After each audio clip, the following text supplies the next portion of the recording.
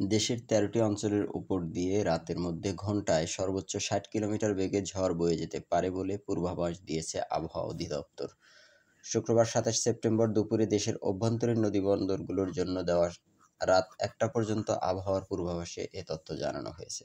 আবহাওয়াবিদ মোহাম্মদ মনোয়ার হোসেন জানান, রংপুর, দিনাজপুর, রাজশাহী, পাবনা, বগুড়া, টাঙ্গাইল, ময়মনসিংহ, ঢাকা, ফরিদপুর, যশোর, কুষ্টিয়া, খুলনা এবং সিলেট অঞ্চলসমূহের উপর দিয়ে দক্ষিণ-পশ্চিম দিক থেকে ঘণ্টায় ৪৫ থেকে ৬০ কিলোমিটার বেগে বৃষ্টি অথবা বজ্রবৃষ্টি সহ অস্থায়ীভাবে দমকা ঝড়ো হাওয়া বয়ে যেতে পারে।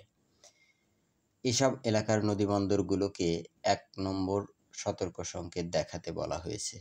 অন্য এক পূর্বাভাসে বলা হয়েছে, মৌসুমী বায়ুর অক্ষের বর্ধিতাংশ মধ্যপ্রদেশ, উড়িষ্যা, গাঙ্গেয় পশ্চিমবঙ্গ ও বাংলাদেশের মধ্যাঞ্চল হয়ে আসাম পর্যন্ত বিস্তৃত রয়েছে। এর একটি বর্ধিতাংশ উত্তর বঙ্গোপসাগর পর্যন্ত বিস্তৃত রয়েছে। মৌসুমী বায়ু বাংলাদেশের ওপর মোটামুটি সক্রিয় এবং উত্তর বঙ্গোপসাগরে মাঝারি অবস্থায় রয়েছে।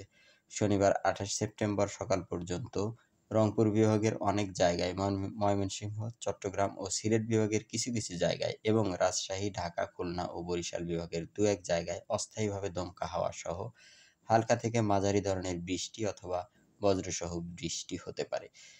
সে সঙ্গে দেশের কোথাও কোথাও মাঝারি ধরনের ভারী বর্ষণ হতে পারে। সারা দেশে রাতের তাপমাত্রা ১ থেকে ৩ ডিগ্রি সেলসিয়াস বাড়তে পারে।